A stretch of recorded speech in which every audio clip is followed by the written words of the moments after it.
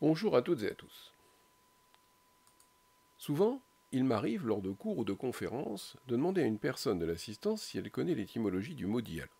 Et généralement, cette dernière croit que le préfixe dia signifie deux, et qu'un dialogue est une conversation entre deux personnes.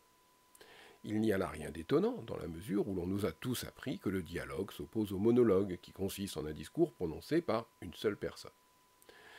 Il s'agit cependant d'une grave erreur étymologique, car le préfixe dia dans dialogue ne signifie pas deux, mais à travers. Il s'agit de la même racine que dans diamètre ou diagonale. Par conséquent, dialoguer ne signifie pas parler à deux, mais consiste d'abord à traverser quelque chose.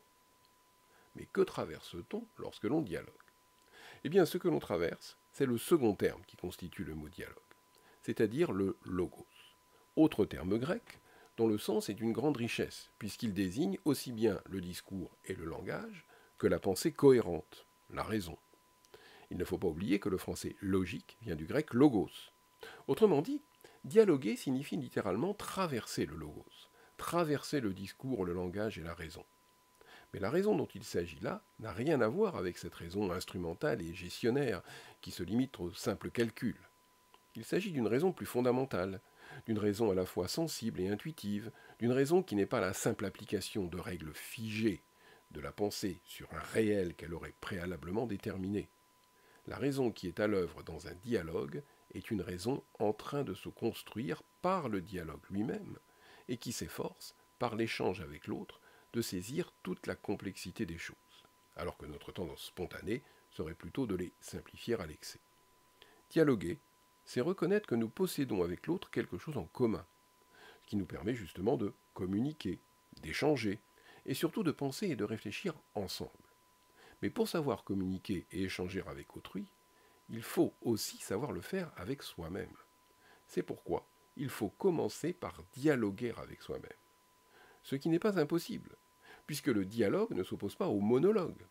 Platon définit la pensée comme un dialogue silencieux de l'âme avec elle-même.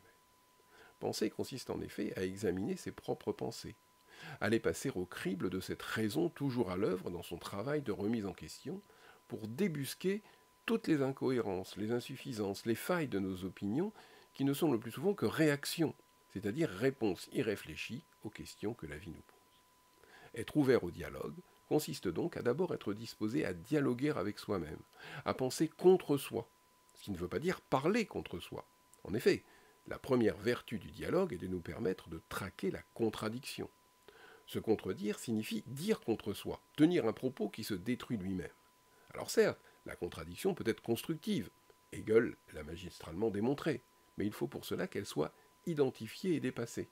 Et c'est justement le rôle du dialogue de contribuer à ce dépassement. Ainsi, penser contre soi, c'est aussi penser pour soi et pour dépasser cette contradiction.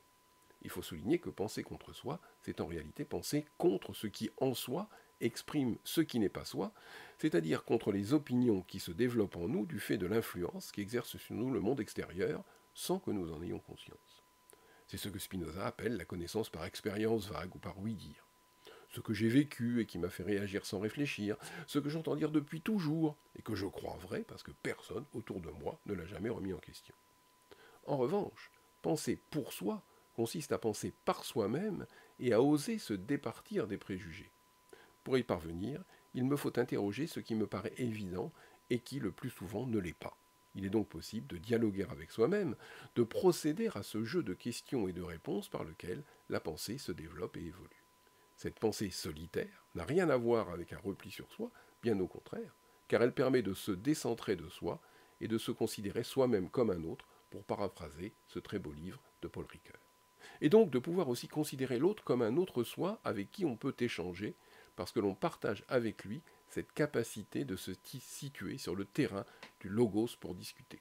Ainsi, même lorsque l'on n'est pas d'accord, on se trouve en mesure de se situer sur un terrain commun et de comprendre la teneur de nos désaccords. On se trouve donc également en mesure de s'ouvrir à l'autre et d'essayer de comprendre pourquoi il ne pense pas comme nous, ce qui est la condition d'un dialogue fructueux et constructif.